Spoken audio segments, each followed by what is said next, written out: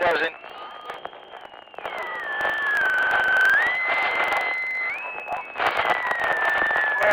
Listen.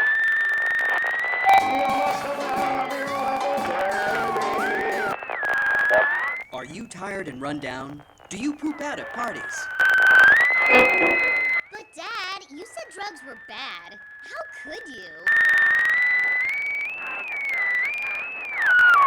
And God brought down his wrath upon them, brothers and sisters, and we rejoiced. Doesn't. Is it irregularity? Don't touch that dial! Stay tuned for tonight's episode of Radio Mystery Theater, brought to you by Lionheart Bank and featuring another chapter in the thrilling adventures of H.R. Maddox, Human Resources Professional. Lionheart Bank, because you're family. But now, back to the conclusion of tonight's Radio Comedy Hour, featuring America's favorite comedy team, Sheets and Giggles.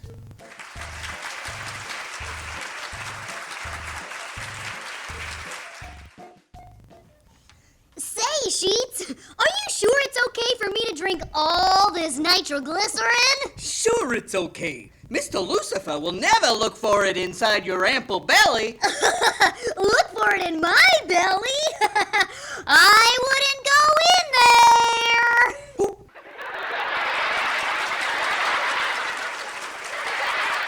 Never mind that. Just drink up. I think I hear Mr. Lucifer coming.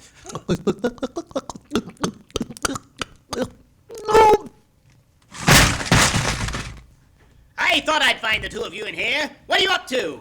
Why, nothing, Mr. Lucifer. We're just looking for, something to eat. Right, Giggles? Sure, Sheets. And, maybe something to drink, too. Okay, you two, where is it? Where's what, Mr. Lucifer? You know perfectly well what I'm talking about. Where's my nitroglycerin? Nitroglycerin? We don't know anything about nitroglycerin, right, Giggles? No, sir. Nope, we don't know anything about any nitroglycerin or anybody's plans to blow up any old mill to collect any old insurance money. What? How do you know about that? Why, you two idiots, what have you done? I'll make millions when I blow up that old mill. Yeah, and put half the town out of work. I don't care about that. Now, where's that nitroglycerin? I'll never tell. Oh, yes, you will. Hey, leave him alone. Stop shaking me, Mr. Lucifer! Stop shaking him. I'll shake the truth right out of him. Mr. Lucifer! Oh, my stomach is hurting. What's the matter with you? Can't take a little shaking? Oh, my stomach hurts. Yeah? Well, maybe a punch in that stomach of yours will make you talk. I wouldn't do that. Yeah, I wouldn't do that. Oh, yeah? Well, take this. Giggles! Giggles! Where are you? Are you okay? Sheets. Giggles! Are you okay, buddy? I think I burped. You're okay. Thank goodness. I thought you might be. Oh no! It all came right out through my nose. Hey, Sheets. My cold is gone. Well, if that doesn't beat everything, saved the day and found a cure for the common cold. Yeah!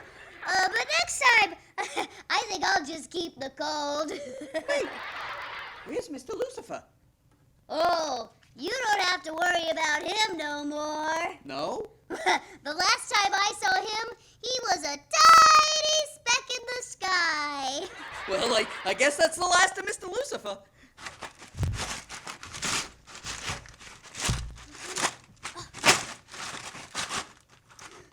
Hello? Is anyone there? Mary, we're over here. Oh, why, hello, boys. I should have known you'd be okay. Sure we are, Mary. Where's Lucifer? Oh, Mr. Lucifer realized he, had to catch an unexpected flight. Yeah, only he forgot the airplane. Well, I'll be glad to see the last of him. Looks like you boys saved the mill and saved the town. We did? You did I knew you had it in you. You're my hero!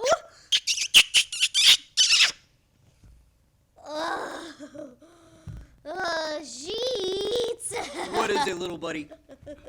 I think I'm gonna explode again. You've been listening to Pass the Nitro on Radio Comedy Hour, featuring America's most beloved comedy duo, Sheets and Giggles. Tonight's show was brought to you by... Welcome to the future of education. Welcome to Greenbacks University. At Greenbacks U, nearly almost everyone who graduates gets a job. Our for-profit model guarantees you the best education ever in the history of mankind. Our graduates go on to food service careers, sanitation engineering, and more. In fact, if you think of anyone you admire, they probably went to GU. The president? That's right. That astronaut that walked on the moon whose name I can never remember? He's a greenie too. And it's easy to apply. Just give us your bank account number and we'll handle the withdrawal ourselves. You don't have to lift a finger because you put the U in Greenbacks U. And the Greenbacks too. Call 1-473-362-2257. That's 1 Greenbacks now. The future you didn't even know you wanted is just a call away. Call 1 Greenbacks now. Greenbacks University offers no guarantee of a job or that any knowledge of any kind will be passed to you at any time. Call 1 Greenbacks now.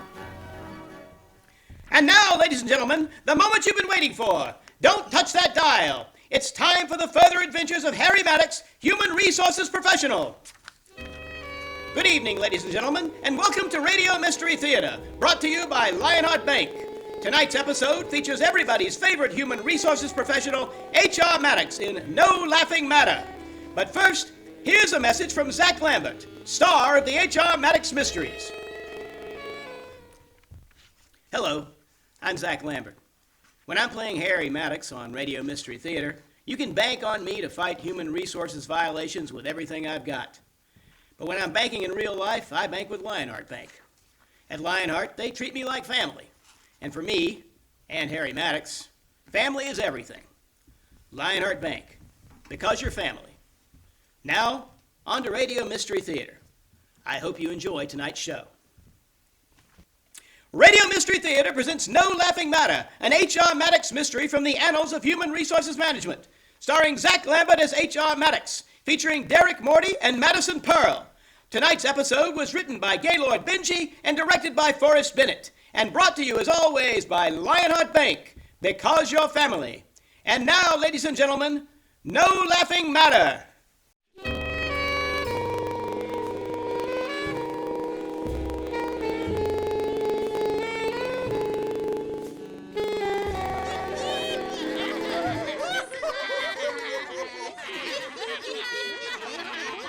It wasn't a fun I'm watching I Love Lucy kind of laugh. It was the kind of laugh I hadn't heard in years. The kind you used to hear in cheap dive bars when someone told a sick topical joke about COVID-19 or the Challenger explosion or the Teapot Dome scandal. I thought we'd snuffed out that kind of laugh forever, but there it was, right under my nose and ringing in my ears. The sound is still with me, even now after it's all been said and done. I guess I'll always hear it. But the laughter is just part of the story, a small part, coming near the end, but told at the beginning, like some sick framing device, a cheap literary hack job that promises we'll return to the laughter eventually. But we have to go back to the beginning. The story began like so many stories begin, with a knock on my office door. It sounded like an ordinary knock, and that's not a knock on the knock. It was just a knock. It was the knocker that was special, and I don't mean that in a sexually demeaning way or as a knock on the knocker's knocking. Sometimes a knock is just a knock, no matter what knocker is doing the knocking. Mr. Maddox, may I come in? I heard her before I saw her, and I knew the question was just a formality. She'd be coming in all right, and there'd be nothing I could do to stop her. You see, my door is always open, even when it's closed. I'm on the job 24/7, and there's no time for a howdy-you-do at the water cooler or a snack from down at the vending machines. My name is H.R. Maddox, and I'm a director of human resources. Call me Harry. I heard your door is always open, even when it's closed. Is that true? She came into my office like a sexual harassment awareness seminar that keeps going through a blackout with no air conditioning and no PowerPoint. I tried to think of something clever to say. Clever, but not outright humorous. Not anything that might make her feel uncomfortable or bring anything more than a Mona Lisa smile. I'm an HR director, and comedian is not in the job description. Well, the door's closed, and now it's open. You be the judge. I hoped she wouldn't feel judged by my using the word judge, but I'd have to take the chance. Well, I'm glad I found you in your office. I have something rather delicate to discuss. When you work in HR, the word delicate sets your teeth on edge like the buffet at a food allergies awareness seminar. I knew I'd have to be careful. All right, Ms. Tremaine. Tess Tremaine. All right, Miss Tremaine, what can I do for you? I'm afraid somebody may be listening. Shall I close the door? My door's always open, even when it's closed. And for you, it'll stay open. Understand? I understand perfectly. Yes, you're the man I'm looking for, all right. I heard you had human resources in your blood. I'm not sure I like my blood being tested, Miss Tremaine, at least not without a signed HIPAA form. Why don't you tell me why you're here? Unless, of course, it would make you uncomfortable to do so. Uncomfortable? Oh, it's a heavy word, Mr. Maddox. A hard word. A word I live with every day. You don't have to worry, Miss Tremaine. You're safe now. I'm a human resources professional. I don't want to cause a fuss, Mr. Maddox, but there's a woman in my work area. She's being negative. Negative? And it's making me uncomfortable. And now she'd said it. The words I hoped I'd never hear again. The words that would change our lives forever. Oh, perhaps I should just go. This was a mistake. I don't want to cause problems. Why don't we just pretend this conversation never happened? Stop, Miss Tremaine. Oh? You think I can pretend you never came in here? Go about my business like nothing happened? Well, It's not that simple, Miss Tremaine, and you know it. Words like that can never be unsaid, not here in human resources. They hang in the corporate air like the smoke in the back row of a 1970s jetliner. But the minute you walked in that door, you became a part of something. It may not sound very important to you, but to people like me, it means everything. It's about honor and justice and freedom. And we do it all without demeaning anyone or making them feel like anything less than the special, special people they are. You're in this, Miss Tremaine. Do you understand that? This case goes on with you or without you. The pause between us was as pregnant as a Fox News intern. I let the silence linger, knowing she'd crack eventually. These are the tricks of a human resources professional, honed in the fires of Cornell University, the Quantico of human resources management. then it'll have to go on without me. And that was that. But of course the story doesn't end there. If it did, it wouldn't be much of a story. And in human resources, every story has a soul that's 10 stories tall, coming back to one soul story.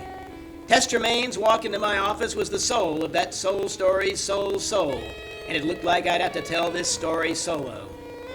I knew I'd have to go undercover, and now I'd have to do it without Ms. Tremaine even knowing I was there. Fortunately, a human resources professional is a master of disguise, and I chose mine well. She'd never recognize me with a slightly larger nose, a pair of glasses, and a mustache. It was perfect. I arranged to have myself placed as a temp in Miss Tremaine's department. When you're a human resources professional, you can pull a few strings.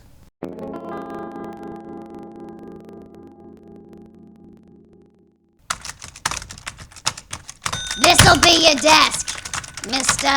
Zodum, you're a Zodum. Yes. Such an unusual name. Is it Albanian, perhaps? I could have brought the fire and fury of the whole human resources department down on Mabel for asking me a question like that. But I wasn't here to discuss exclusion due to national origin, and it was too early to blow my cover. The question seemed innocent enough, but when you're a human resources professional, you know that no question is truly innocent. I let it slide, but I made a note to check into Mabel's file. Finally, I said, It could be. I've never looked into it, since a person's national origins don't define them.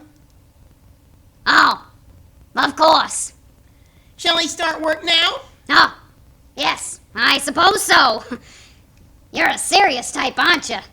I guess you could say Sirius is my middle name. Yes, it says right here on your application. Yara Sirius Zodom. she wanted to say more, but I think she got the picture. It was a picture of the unemployment line, and she was standing at the end. It wasn't a pretty one. Well, again, my name is Mabel, and I'm the department manager. Just let me know if you need anything. Thank you, Mabel. She walked away like I'd sentenced her to 2 weeks of sensitivity training, which, now that I think of it, isn't such a bad idea. Hello? Are you new here? Tess Tremaine popped into view like a new defendant in a class action lawsuit. Fortunately, my disguise was working perfectly. I suppose so. Just a lowly temp. Oh, so you won't be with us for long, I guess. Oh, I so need a friend. Workplace friendships don't always end well in my experience, but maybe we can make a temporary exception. That would be nice. I'm Tess. Yura. Oh, Gesundheit. Thank you, but it's my name. Yura. Oh, how unusual. You look very familiar, Yara. Do I know you from somewhere? I don't think so. I'm from out of town. Oh, I know. Groucho Marx. You look just like him. Yeah, I get that a lot. Oh, I suppose you do. Well, I better get back to work. Good luck. Oh, and stay away from that crowd down there. She pointed to a cubicle at the end of the work area as she disappeared into her own tiny cube. I realized just then that I could hear laughter coming from behind the plywood walls. It sent a shiver down my spine. Where there's laughter like that, there's usually a human resources disaster sitting squarely in the middle of it. The laughter rose again, and I checked the nameplate on the cube. Nancy Yancey. A very fancy name, and I say that with all sincerity and with no intention to demean. I wondered what fancy Nancy Yancey might be up to. The laughter was coming harder now, so I sidled up alongside the cubicle and popped my head inside. The abrupt end to the laughter told me all I needed to know. May I help you? Nancy Yancey stared at me defiantly. Another woman and a man were crowded into her cubicle, and they looked like they'd seen a ghost, which is not intended as a negative remark about ghosts. Hi, I'm Yura. It just sounded like you were having a lot of fun in here. Well, Yura, it can't be all work and no play. I was just making a joke at the expense of one of our biggest competitors. That's all right, isn't it? Of course. It must have been a good one. Would you mind telling it to me? Nancy Yancey's eyes narrowed. She tried to stare me down, but winning a staring contest is lesson 1 at Cornell University, the Quantico of human resources management. I knew she'd never be able to match me, but she had other cards to play. I don't think so, Yura. You had to be there, I suppose. I retreated to my cubicle with my tail between my legs. The laughter started up again, and I kicked myself for being bested by an HR amateur. But maybe she wasn't an amateur after all. Maybe this was something bigger than Nancy Yancey and her fancy talk. She'd won the first round, but the match was far from over.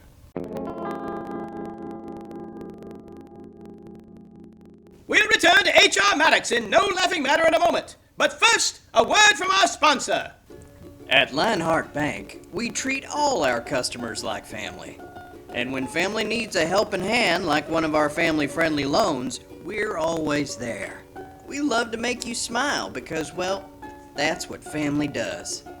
But at Lionheart Bank, we know we can't always be smiling.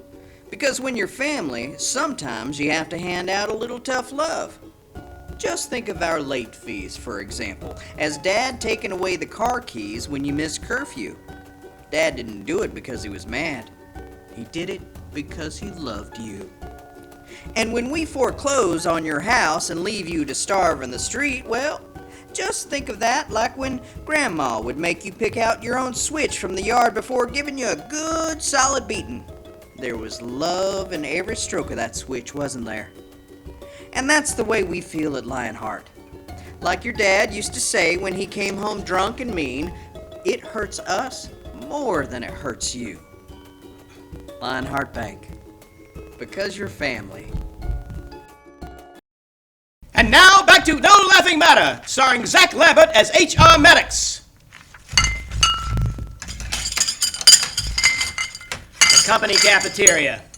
No place on earth is more of a hotbed of human resources catastrophes. Prolonged discussions of a sexually demeaning nature abound behind the plastic trays with their soggy vegetables and tough-as-nails chicken breasts. Just being here for 2 minutes made me say the word breasts. If that's not reason enough to bring a sack lunch, well, I guess I'm a weaker man than most. Still, I knew I'd find Nancy Yancey here with her fancy friends, and they'd be talking and laughing. It didn't take me long to hear the sounds of laughter coming from a table near the window. And there they were, Nancy Yancey and her fancy friends, laughing it up at the expense of everything a human resources professional holds dear. I put on my best casual pose and wandered over. So I said to him, "What's your pronoun?" When Nancy Yancey saw me, you could have heard a pin drop. Her fancy friends scattered like chickens, which is not a demeaning remark about chickens, but merely a comment on something chickens actually do. I've seen them do it myself. So now it was just me and Nancy Yancey, and you could cut the insensitivity with a knife honed in the fires of, well, insensitivity. She didn't look so fancy now. Well, you're, so pleased you could join us for lunch. Your friends don't seem to agree. Looks like they scattered like chickens. What would a chicken say if it heard you say that? I just explained the chicken thing, so I let her remark slide. Let her think she's won another round. I think maybe we got off on the wrong foot, Nancy. Oh? Which foot is that? If I said the left foot, it would show insensitivity to left-footed people. But if I said the right foot, I'd open myself up to charges of reverse discrimination. Nancy Yancey was more clever than I thought. Well, I don't know. Feet aren't my game. Oh? And what is your game, Yara Zadam? Well, grammar, I suppose. Grammar. What about grammar? Well, I heard you talking about pronouns. I thought I'd jump in. Pronouns are something of a specialty of mine. Yes, pronouns. We were having a discussion about grammar. Would you say you know a lot about pronouns, Nancy? More than most. More than you. Well, I didn't realize I'd placed my plastic tray in front of grammar royalty. We all have our areas of expertise, I suppose. Right.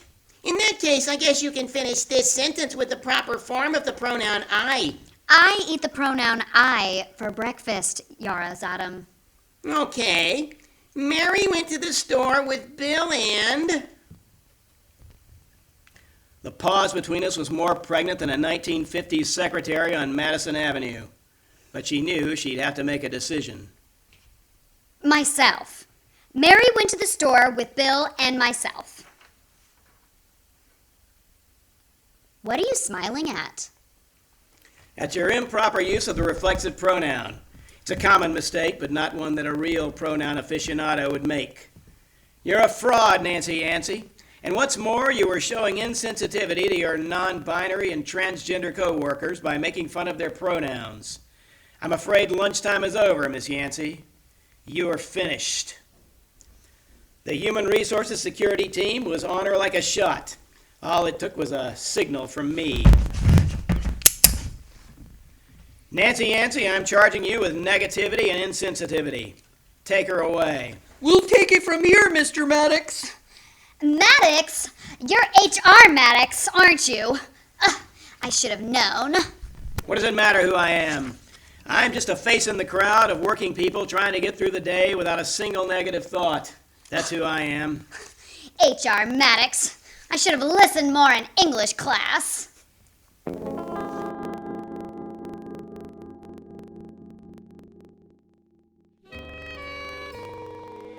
As they took Nancy away, I couldn't help feeling that something wasn't right. Oh, I was right to bring the weight of human resources down on Nancy, but it seemed too easy somehow, too perfect. Still, I shook the feeling off and allowed myself to enjoy the moment of justice and fair play. I settled back into my office for a well-deserved peanut butter sandwich. The cafeteria chicken, well, the cafeteria chicken just didn't taste right anymore. Well, hello there, old partner. Hello, Gabby. It's good to see you. Gabby Clay had been a human resources professional since long before I was a wet behind-the-ears intern with a bunch of ideals about corporate harmony and a smile. He's seen it all, and he taught it all to me.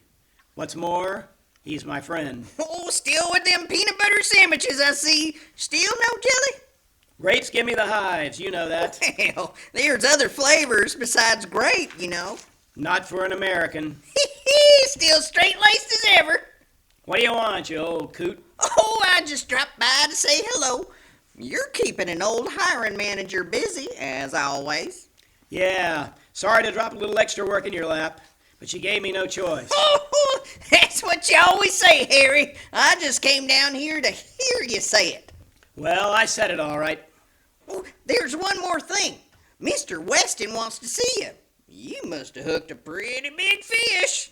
Just a garden variety toxic environment as far as I can tell. Well, maybe it's about something else.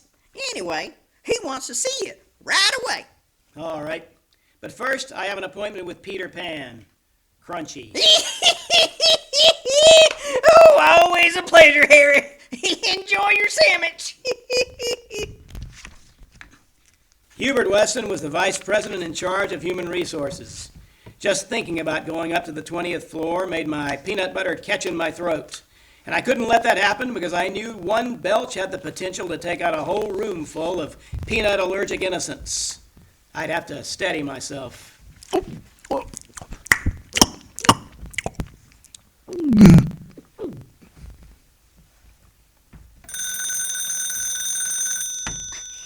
Weston's office, can you hold, please? Mr. Weston's office, can you hold, please? Mr. Weston's office, can you hold, please? There's never a dull moment for the VP of HR. Weston. I'd only spoken with Weston 2 times, and both were 5-second glad-to-meet-you handshakes at our annual HR gala and work session.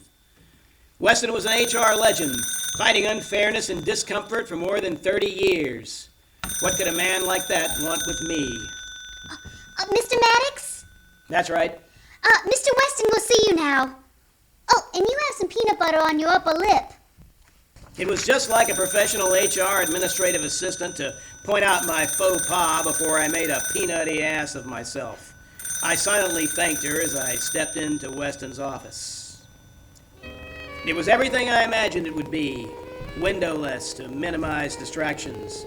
Walls bare on the off chance that a work of art or motivational poster might be offensive. Hubert Weston sat behind a desk so cool, organized, and pristine it could have run for president on the Republican ticket. It took my breath away. Well, you must be H.R. Maddox. May I call you Harry? Of course, Mr. Weston. It's an honor to meet you. Please call me Hubert. And we've met before. You know, I've had my eye on you since the gala and work session 4 years ago. Excellent work on the relationship between high-level computer skills and sexual harassment claims. You're a man ahead of your time. I'm flattered, Mr. Hubert. I didn't think anyone remembered my little speech. Oh, I remember everything, Harry. Everything. Well, thank you. But we're not here to talk about old business, Harry. No, I want to talk about the present, not the past. All right.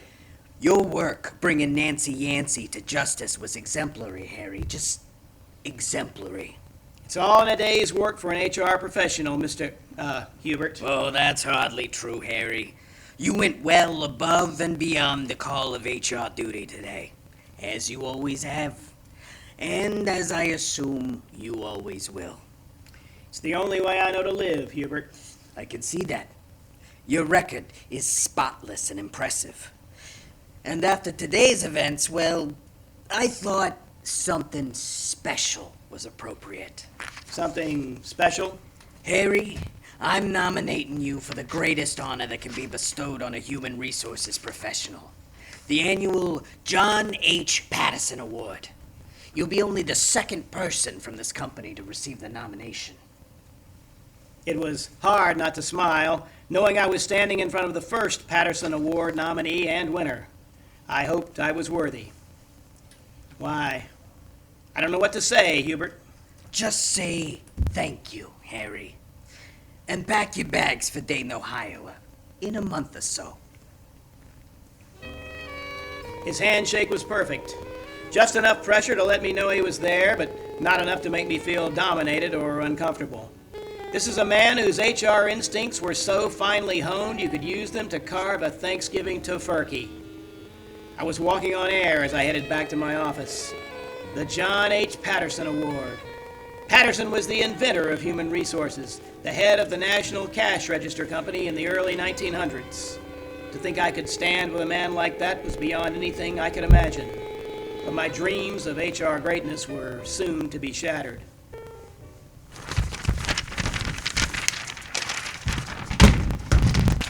I returned to find more HR professionals in my office than you'd find at a job fair for unemployed sociology majors.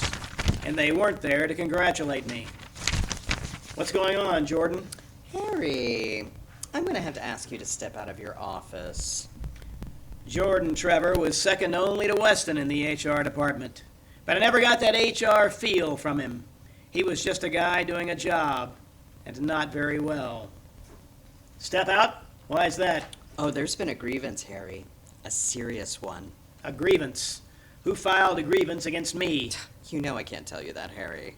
Sure. Play it by the book, Jordan. Does Hubert know about this? Oh, Hubert, huh? When did you get so chummy with Mr. Weston? Just now, when he nominated me for the Patterson Award. Well, you can kiss that award goodbye. They don't give Patterson Awards to sexual harassers, Harry. And no, Mr. Weston doesn't get his hands dirty with the likes of you. Sexual harassment? How? Who? You'll have to wait for the hearing like everybody else, Harry. Now, step out of your office. It's an HR scene now. Where am I supposed to go? Home, I guess. You're suspended pending the initial hearings, but you know all this, Harry. Can I at least get my hat? Oh, I'm afraid not. Maybe if you'd had a cooler head, you wouldn't be in this fix. Trevor's smirk was imprinted in my mind like a multiplication mistake on an hourly paycheck. But I knew I was being railroaded, and I knew I'd have to act fast. I made my way back down the hall.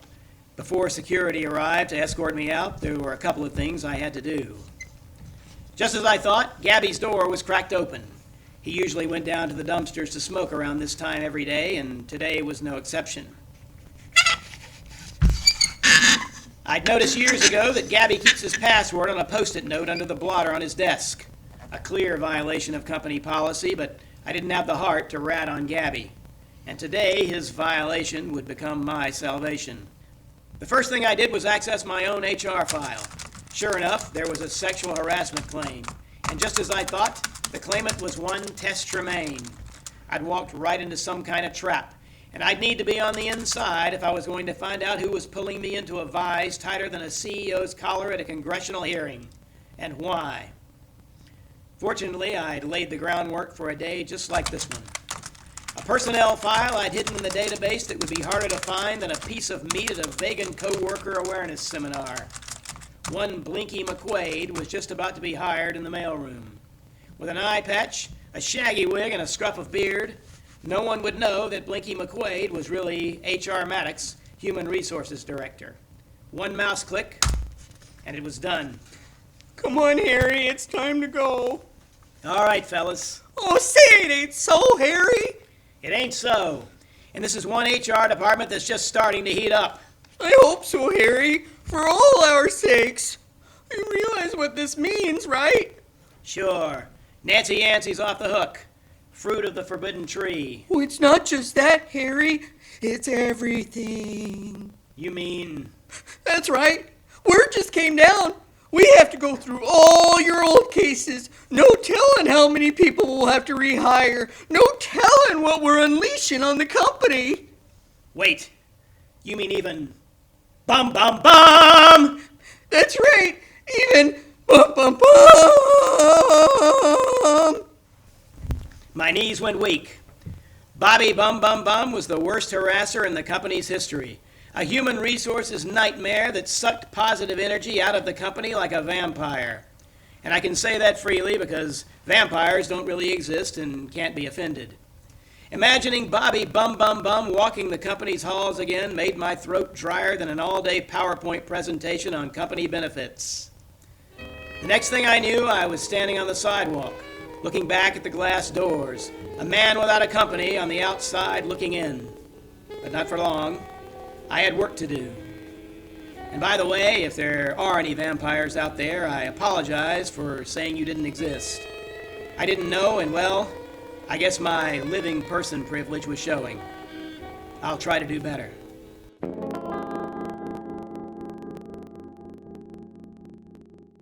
We'll return to No Laughing Matter, starring Zach Lambert as Harry Maddox in a moment.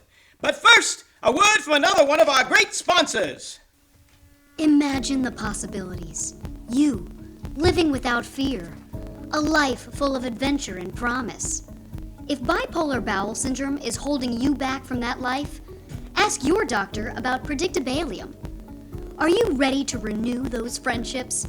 Go on that picnic? Walk more than 10 feet from a restroom? Predictabalium provides consistent relief every 2 hours on the hour. So you'll know when to be ready 24 hours a day. Sunshine, rainbows, bliss, Predictabalium. Say goodbye to bipolar bowel syndrome. Predictabalium provides predictable relief to almost a majority of patients. Do not take Predictabalium if you are allergic to Predictabalium. Some patients experience bouts of relief lasting up to 18 hours, while others experience relief after up to 14 days. A small number of patients experience headaches, vomiting, blindness, insanity, and death. Patients who discover brain matter in their stools should call a funeral director immediately. Predictabalium is only available by prescription in North Korea. Ask your doctor if Predictabalium is right for you. And now, back to No Laughing Matter, starring Zach Lambert as H.R. Maddox. It's not hard to figure how I spent that night. I went straight to the first bar I could find, but drowning my sorrows in cheap iced tea just wouldn't make the pain go away. Not even with a slice of lemon and 3 Splendas. Instead, I spent the night poring over old files. I knew the answer was there somewhere. Setting me up was just a part of a bigger plan. And then I got the call. Maddox. Who is this? Who is this?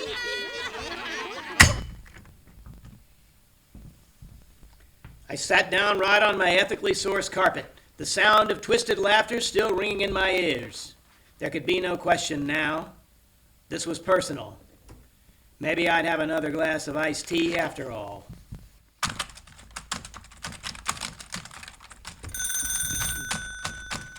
I strolled back into the office in my new disguise, confident that my cover would be secure.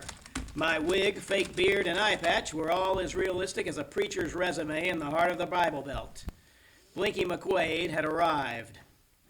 You McQuaid? Yes, sir! I'm Norwood, Royal Norwood, if you need to know, and you can call me Mr. Norwood. Hello, Things Mr. move fast in the mailroom, and you'll have to move fast with them. You got that? Yes, Don't sir. bother answering. We'll find out soon enough. If you have any questions, you can come to my office any time, but I won't be there because I'm a busy man, a fast mover. You got that? Yes, You think sir. I'm going to spend all day sitting around my office with the likes of you? No, You I- bet I won't. Now get out of my office. But I'm not in That your- was for when you do come into my office. What happened to your eye, by the way? Never mind, I don't care. Yes, Here's sir. your desk, here's your bag, here's your cart, here's the mail. Tell thank your you. story walking, kid. I've got things to do. But What am I Oh, supposed... kid, there's one more thing. Yes? You're in the mailroom now. That's a sacred trust. You got me? No funny business with the mail. Once in the mailroom, always in the mailroom, and we stick together. You got that? That's the only nice thing I'll ever say to you as long as I live. Now get out of my sight. Or wait, I'll get out of your sight. But I don't know how to...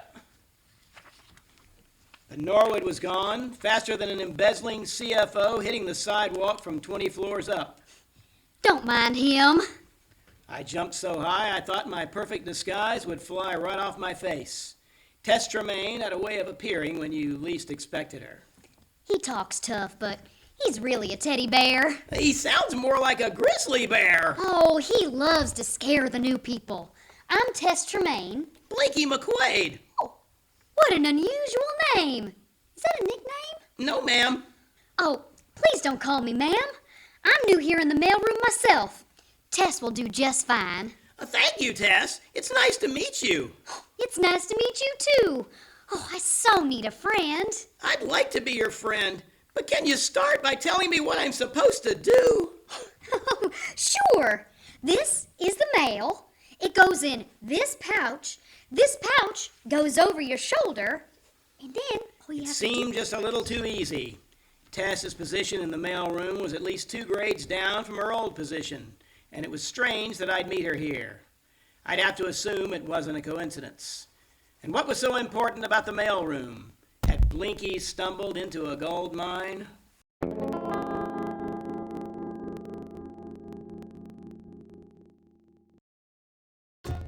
The next few weeks went by quickly. It didn't take long to get the hang of my new job. Get a move on, kid. We're fast movers here. Yes, sir, Mr. Norwood. Hello, Tess. Hello, Mr. Gabby. Mail call. Hello, Blinky. What's the matter with you, kid? You got rocks in your pockets or just in your head? I'm not sure, Mr. Norwood. Hello, security guard. Mail call. Thank you, Blinky. You're humble and lovable. I once delivered the mail with 2 broken legs in a snowstorm, and I move faster than you, kid. Yes, sir, Mr. Norwood. But one day, it all stopped. Hello, Miss Audrey. Mail call. Well, hello, Mr. Blinky. You okay? You look like you just saw a ghost. Oh. Mr. Weston's office, can you hold, please? Mr. Weston's office, can you hold, please? For the first time in my life, I wished I had seen a ghost. Maybe not a scary ghost that hides under your bed and tries to rip your eyeballs out at night like the one my father told me about when he was drunk, but a friendly ghost like Casper or even the guy with all the chains in the movie with that Scrooge guy. No, what I saw was something worse than a ghost. It was... Bum Bum Bum! Bobby Bum Bum Bum was standing just outside Mr. Weston's office, and they were chatting like old friends. I used my HR-trained sharp eyes to check around his belt, and sure enough, a company ID hung there like an unused vacation day, unable to roll over to the next fiscal year. Bobby Bum Bum Bum was back, and what was worse, my old friend Nancy Yancey was lingering in the hallway beside him. They didn't look like casual acquaintances either. In fact, he looked pretty fancy with Nancy Yancey. Hey, kid, shake a leg, or shake both legs, whatever it takes to get you moving. You think the mail's gonna just fly out of that pouch of yours? No, sir, Mr. Norwood. Hello, Mr. Smith. Hello, Miss Jones. Hello, Mr. Johnson. Hello, Miss Gilbert. Hello, Mr. Avery. Hello, Mrs. Austin. Hello, you all wonderful building and loan.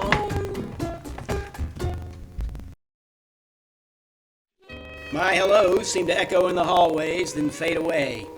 I could hardly make it to 5 o'clock and back to my apartment where, well, let's just say I went through quite a few tea bags that night. I spent the night staring at the ceiling, and it's not a particularly interesting ceiling. It doesn't even have stippling that can distract a man on a night as sleepless as an outsourced telemarketer on a triple shift. No, it's just a smooth ceiling, telling no tales. But I had a tale to tell. Bobby Bum Bum Bum was the worst human resources disaster in the history of the company. But I've already told you that. What I didn't tell you is, Bobby was my friend. We met the first day of freshman year at college. Bobby was my roommate. Hey, Harry, let's go out to the quad and throw the frisbee. Thanks, Bobby, but I have to study. Hey, Harry, let's go get a beer with the boys. Thanks, Bobby, but I have to study. Hey, Harry, let's go study. Thanks, Bobby, but I have to... Ah, gotcha.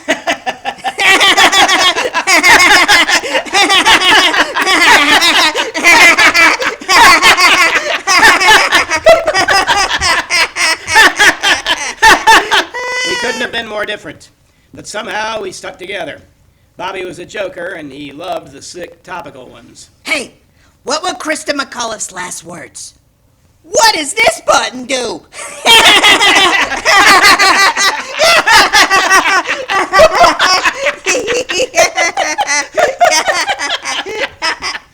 I admit that I laughed. I laughed like there was no tomorrow, because it was Bobby and what was the harm. We lost touch for a few years after we graduated. Bobby went on to Harvard Business School, and I went on to Cornell, the Quantico of Human Resources Management. I learned at HR boot camp that laughter is not always the best medicine. And Bobby learned, well, I'm not sure what Bobby learned. But a few years later, we'd find one another once again. Bobby? Harry? What are you doing here? I work here in HR. Well, I'll be. I'm over in finance. Well, it's great to see you. I was thrilled to find Bobby working for the company, and we quickly renewed our friendship. I had changed, and I assumed Bobby had grown as well. I was wrong. You know, my father always said laughter is the best medicine, which is why I was so confused when I tried cocaine. Hey, what do you call Dolly Parton doing the backstroke? Islands in the stream.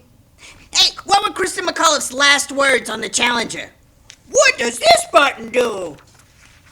I knew Bobby was headed down a bad road, a road that leads to negativity and uncomfortable work environments as sure as an overtime hour leads to time and a half.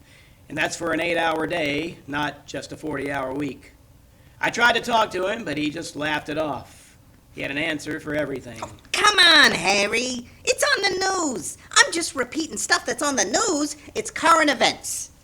What kind of wood doesn't float? Natalie Wood! Why does Michael Jackson like 28-year-olds? Because there's 20 of them. What do you call Rock Hudson in a wheelchair? Rollins! That was the first time I heard the laughter in a new way. But he was right. It was all in the news. I'd just have to wait until he made a mistake. These jokers always make a mistake. And then one day it happened. I walked up to Bobby's office to say hello, but I found myself saying goodbye. Come along, Mr. Bum Bum Bum. I have to escort you out. They never told me what Bobby said or did that ended his career at the company. I was just a junior HR cadet back then, and nobody asked me what I thought. But when they escorted him out, Mr. Weston, Hubert, was right there in his office, and his employee records were sealed all the way to the VP level. And I'll never forget what he said when he was leaving. You haven't heard the last of me, and it's pronounced ba-ba-ba!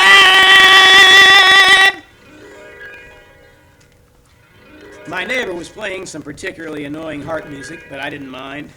I couldn't sleep anyway, and well, I've always kind of liked harp music. Thanks, pal. You're an angel. The next morning, I was a man on a mission. I had to find out why Bobby Bum Bum Bum was the company's newest employee and what he was up to.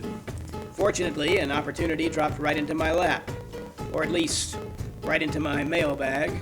Here's today's mail, Blinky. Lots of special deliveries. Thanks, Tess! You're really moving on up, Blinky. Mr. Norwood told me you weren't the worst mail delivery person he'd ever seen in his career. Wow, he said that? Go get him, kid. I hurried to the door, but the first letter nearly stopped me dead in my tracks.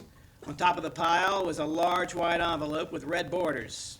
I delivered hundreds just like it in the last couple of weeks, but this one was different. The handwritten name was Bobby Bum Bum Bum! You okay, Blinky?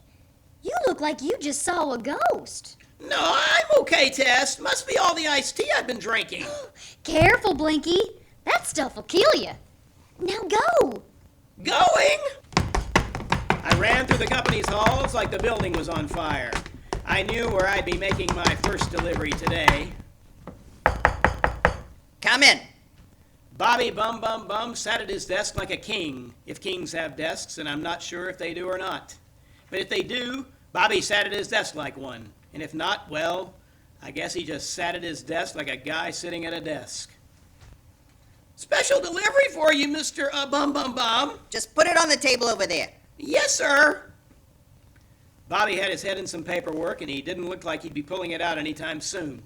But I knew I might never have another chance to get into his office, and I needed to take advantage.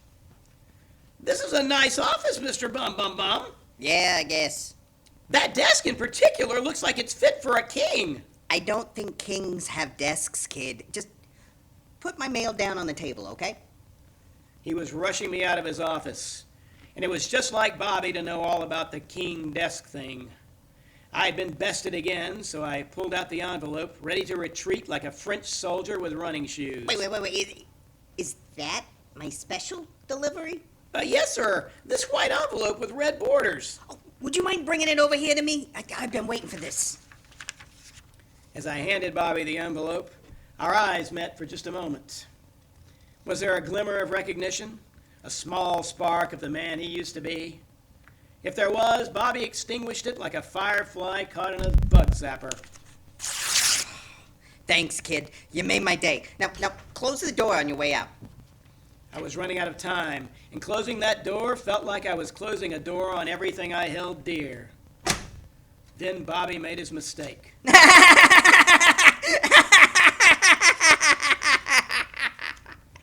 I don't know if he thought I was out of earshot, or if he just thought Blinky McQuaid wasn't important enough to worry about. But I'd know that laugh anywhere. It was a laugh that said, I don't care about a person's sensibilities. I don't care if I make you uncomfortable. I just want to laugh. Was it a joke about COVID-19, 9/11, Harvey Weinstein? Either way, I knew that laugh had no place in the company. My company. My mind raced through the dozens of white envelopes with red borders I'd delivered. No wonder Tess took a job in the mailroom. They were sending out sick topical jokes to their entire network, and I was the stooge that was making the deliveries. I knew it was time to make my move, and there was only one person I could trust to help me. The man who had been my mentor and teacher, a shining star in my human resources firmament. Come in. Mr. Clay, mail's here. That's fine, kid. Just put it in my slot. Gabby was deep in thought, probably working on some heroic effort to remove discomfort from some soon-to-be grateful soul. I took off my eye patch and wig and pushed the door shut. Hey, don't close that. Wait. Harry Maddox? Oh, it's you. It's me, all right, Gabby. It's great to see you. Why, you've been in and out of my office every day for the past few weeks. Oh, I would have never imagined. Well, you taught me well, Gabby. A human resources professional has to be a master of disguise. But how? I hired myself right at your computer terminal before I left. You might want to stop keeping your password around where people can see it. Of course, and I fully expect you to report me. A human resources professional has to be 100% integrity, 100% honesty. Yes, I'll have to report you, Gabby. But we've got bigger fish to fry. You mean bum bum bum? Right on the first try. I've got a notion they're using the company mail system to distribute sick topical jokes. Maybe even some off-color material. Heavens! We need to go see Mr. Weston right away. No, I don't think so, Gabby. I saw Hubert and Bobby making like schoolboy chums in the hallways upstairs. Land of Goshen! You don't think Mr. Weston is a... Let's hope not, Gabby, for all our sakes. Just the thought of Hubert Weston turning against everything we believe in, truth, justice, and a comfortable work environment, would be like George Washington lying about that cherry tree and using that axe to chop up the Constitution. But we need to be sure. What do you think we should do? We'll have to go higher than Weston, Gabby. This one has to go all the way to the top. You mean? That's right, Gabby. We need to make a call on Mr. Mackinac himself. Mr. Mackinac? Damien Xavier Mackinac had been the CEO of the company since the 1920s.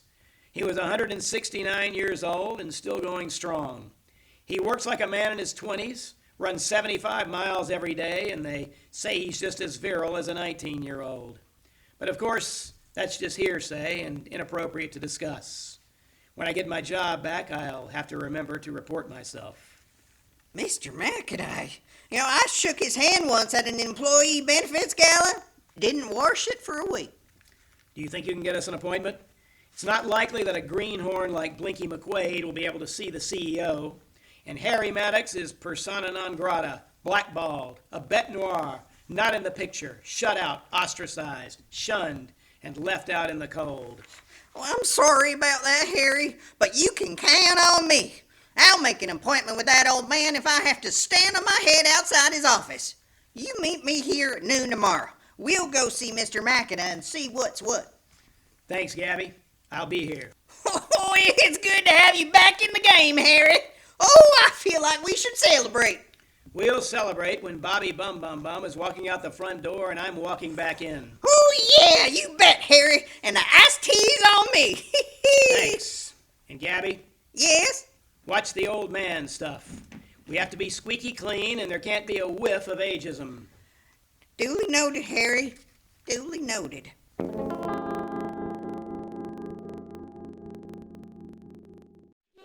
I finished my mail rounds that day, keeping on the lookout for white envelopes with red borders. There were plenty, dozens of them, and this time I paid attention.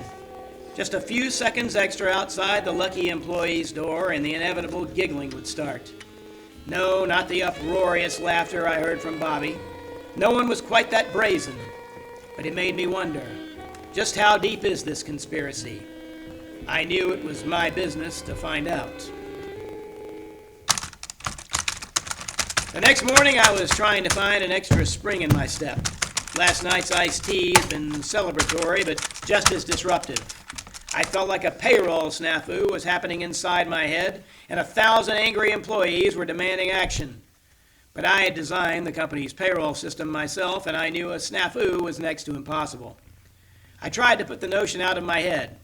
But what I saw next made a payroll snafu seem like a walk in a park that's inside another park that's even more peaceful than the park you're walking in.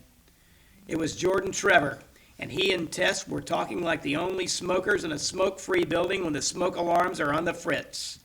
It didn't bode well for the day. Well, it has to change. You understand that? Yes, Mr. Trevor, I'll take care of it. Be sure that you do. Yes, sir. When Trevor brushed past me, we were closer than two non-gender specific employees sharing a cubicle during a large-scale remodeling effort. But all he saw was Blinky McQuaid. For her part, Tess looked a little stunned, but she recovered quickly. Blinky! Good morning. Good morning, Tess. Everything okay? Oh, yes, everything's fine. That was Jordan Trevor, wasn't it, from HR? Yes, but it's okay. I accidentally had 47 seconds of overtime last week. He just wanted to make sure it didn't happen again. Gee, I hope it wasn't my fault. Oh, no, of course not. In fact, I have something for you. For me? Just a little something to celebrate. What are we celebrating? Well, now, you can't say that I told you this, but Mr. Norwood told me yesterday that the stench from your lousy work was starting to get down to tolerable levels. Wow! So, I baked you some cookies. It's not much, but I thought it was a moment worth remembering. Thanks, Tess. I'm touched. Well, just enjoy them. Oh, and get moving. You don't want Mr. Norwood to find you hanging around munching cookies. The cookies were as sweet as Tess pretended to be, but I knew there was something dark lurking inside her. Darker than the burned-up grounds when your coworkers irresponsibly don't clean out the coffee maker. My mail cart was well stocked with white envelopes with red borders. It looked like a big day for inappropriate workplace humor. But Gabby and I would bring that to a stop faster than a VP of sales leaving for his 6th week of vacation. Faster than a... It hit me like a 2-day training seminar on employee empathy, and it wasn't half as fun. I went down like a ton of canceled payroll checks, and I wasn't getting back up. Just before I lost it, I looked at my arms. Hives. hives redder than the face of a CFO with his hands in the company cookie jar. And then, blackness. We'll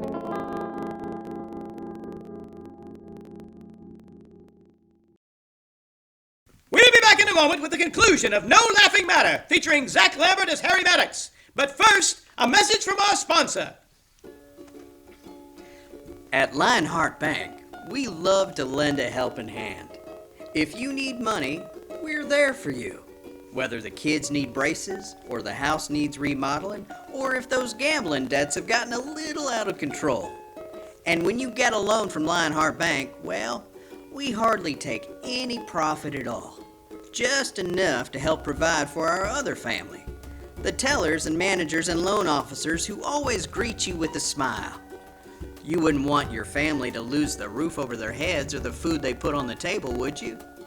Of course not. Oh, and of course there's our other family. Our shareholders who have become accustomed to a certain kind of lifestyle. Why, what kind of bank would have major shareholders who didn't own their own jets for a quick trip to Paris or a yacht when it's time to relax? So, when you write that check every month, just think of it as helping out family. Family you don't know, will probably never meet, and who wouldn't give you the time of day if they passed you on the street. And isn't that what family is all about? Lionheart Bank. Because you're family. And now, ladies and gentlemen, the conclusion of No Laughing Matter, starring Zach Lambert as H.R. Harry Maddox. I woke up miserable and unable to move.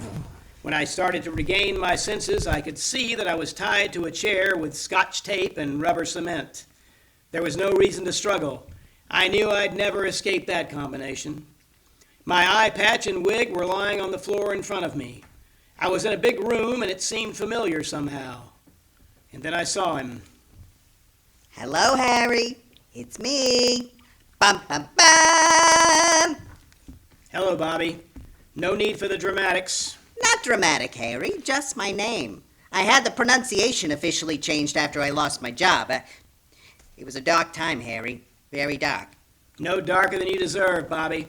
I'm not surprised to find that you're the person behind all this. Oh, Harry. If only that were true.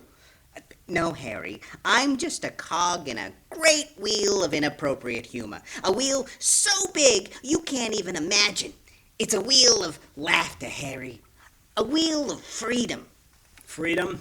Freedom to create a negative workspace? Freedom to make others uncomfortable? That's not freedom, Bobby. That's fascism, pure and simple. Always the HR professional, Harry. Always the Boy Scout. Don't you ever want to let loose and tell a joke about Michael Jackson or the Triangle Shirtwaist Factory fire? I mean, just once?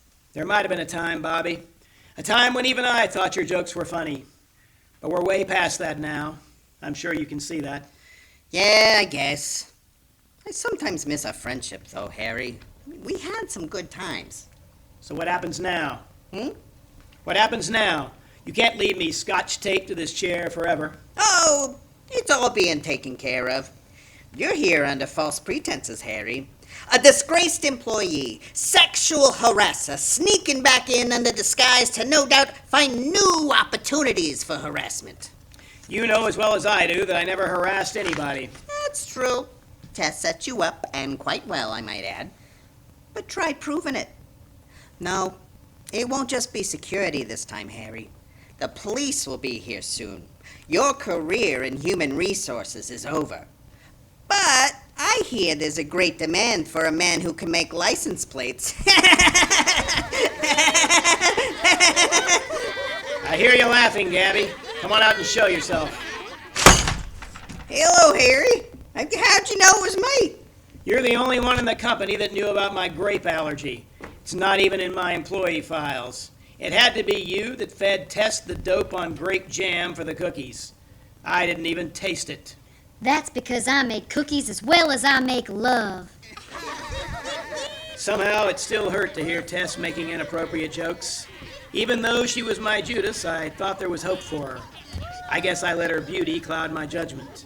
Even an HR professional is not immune to the vagaries of the heart. It looks like cookies aren't the only thing Tess can cook. You're cooked, Harry. Like a World Trade Center office worker. Stop it! Stop it! What's the matter, Harry? No sense of humor? Nancy Yancey. I guess you think you're pretty fancy now. That's fancy schmancy Nancy Yancy to you, bub. You won't get away with this. What about Weston? He's a professional. He'll find out. I don't think he's gonna be a problem, Harry. Mr. Weston, how can it be? And then I realized where I was. The big room was Hubert Weston's office. The paragon of human resources was a sham, a fake, a poser. My world was crashing down around me. It's gone too far, Harry. When a man can't laugh about another man's tragedy, well, the world has turned upside down.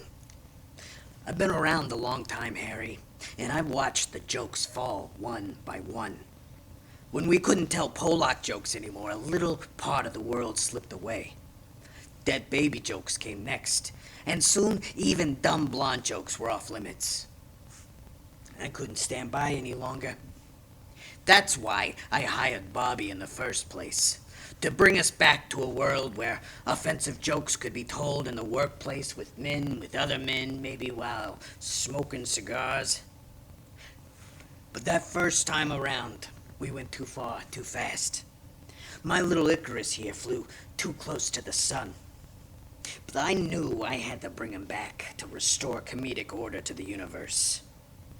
But I knew I'd have to get rid of you first. It all makes sense now. That call to your office so Trevor could plant the evidence downstairs. I was never really going to be nominated for the Patterson Award, was I? You, the Patterson Award? Don't make me laugh. Trevor, Weston, Gabby, you're all a disgrace to everything HR stands for. That may be true, Harry, but you're the one that will be disgraced. You'll never get another job in HR. It's over, Harry. Finished. Cooked up like a Challenger astronaut. And then the laughter started. The laughter I told you about way back at the beginning of the show and promised you'd hear again. And I'm a man that makes good on his promises. They were all there, joining in on the laughing chorus, and it grew louder. It was a horrible sound, worse than a gold-bricking employee's fake cough to chalk up a sick day. I thought maybe it would be the last thing I ever heard at the company. But life, like a day in human resources management, is full of surprises. Stop! Mr. Royal! Who the hell are you? He's my boss! That's right. I'm Royal Norwood, mailroom manager, and that's my man you have scotch taped to that chair. You're crazy, Norwood. Can't you see that he's been fooling you? This isn't Blinky McQuaid. It's Harry Maddox. I don't care what his name is. He's the best damn mail carrier I've ever had. And I'm not having him run out of here on a rail on some trumped-up charge. Mr. Norwood, you're a sight for sore eyes. You bet I am, and call me Royal. You think I'm going to let these jokers use my mailroom for their nefarious devices? There's a line, friends, and that line stops at the mailroom door. Mr. Norwood, You're the mailroom traitor! Infiltrating our ranks. Thought you could pull the wool over my eyes, but you can't. But, Mr. Norwood, Well played, Norwood. But one question remains. What are you gonna do about it? I'm Vice President of Human Resources, and what are you? Some manager getting above his pay grade? You'll be out on your ear before 5 o'clock today. Out like James Dean through a windshield. You're right, Weston. I'm just a lowly manager, and I can't do anything to stop a big man like you, but maybe, just maybe, he can. What in the name of all that's holy is going on in here? DX Machina! That's right. I hear you're keeping a good man down in here, and I aim to make things right. But everything is right, Mr. Machina. We've just subdued this sexual harasser who's sneaked back into the company to do more evil deeds. Don't worry, the police have already been called. That true, son? Are you a dirty Harry? No, sir, Mr. Machina.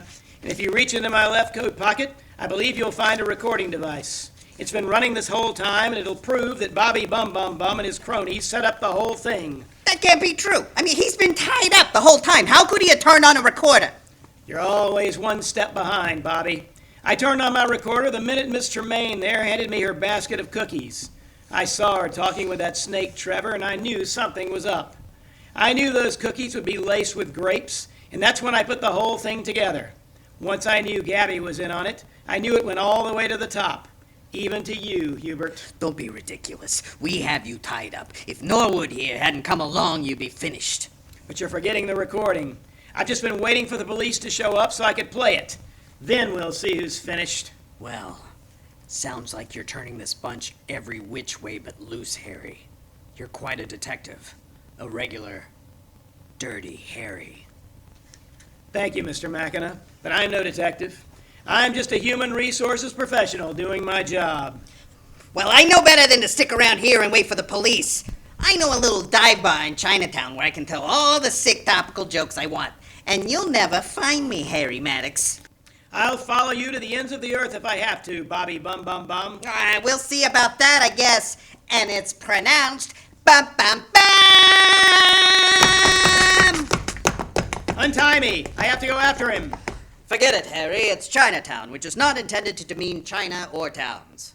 Norwood, if you weren't such a damn fine mailroom manager, I'd say you had a future in human resources. That may be the most beautiful thing anyone has ever said to me, Harry Maddox. Norwood, I think this is the beginning of a beautiful friendship. Will you two stop? Oh, I think I'm gonna puke. Did you call for security, Mr. McKenna? That's right. Take this bunch of varmints out and hang 'em high. Or at least get them out of Mr. Maddox's office. And while you're at it, boot 'em right out the front door. Behavior like this is unforgiven in this company. Yes, sir. Well, Maddox, you won this round, but don't think you've heard the last of Hubert Weston. Tell your story walking, Weston. Yeah, what he said. Oh, Harry, I knew it wasn't true. You always had my back, nameless security guard. Well, Maddox, you did the company a fine service today. You're quite the enforcer. Thank you, Mr. McKenna, but I believe you made a mistake a few minutes ago. What's that? You said this was my office, but this is Mr. Weston's office. That was no mistake, Maddox. This office is yours if you want it. I'd like you to be my new Vice President of Human Resources. It's a lot more prestige and even a few dollars more. The company needs men like you, and if you'll take the job, it will make my day. Don't you mean people like me, Mr. McKenna? Of course I do, Maddox. Of course I do. And call me Damien.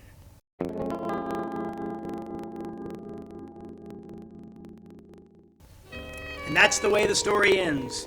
Or maybe it's more of a beginning. It's a new chance for me, a chance to train up a whole army of human resources professionals intent on rooting out negativity and discomfort. A group of men and women who understand that humor is something for the funny papers and not for corporate white papers, and that human tragedy is no laughing matter.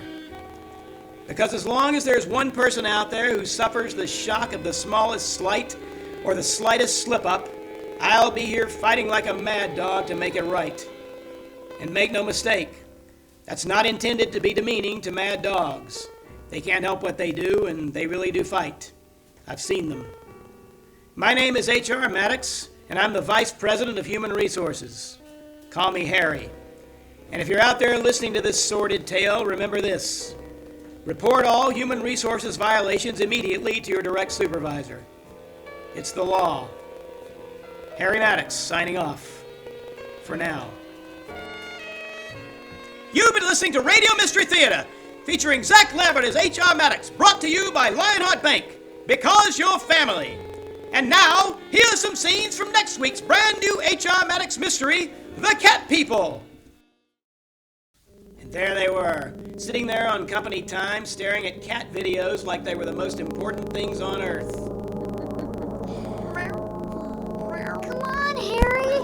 Watch the video. You see how cute they are? Oh, look at the kittens. Harry, watch the video. Watch the video. Watch the video. Watch the video. Watch the video.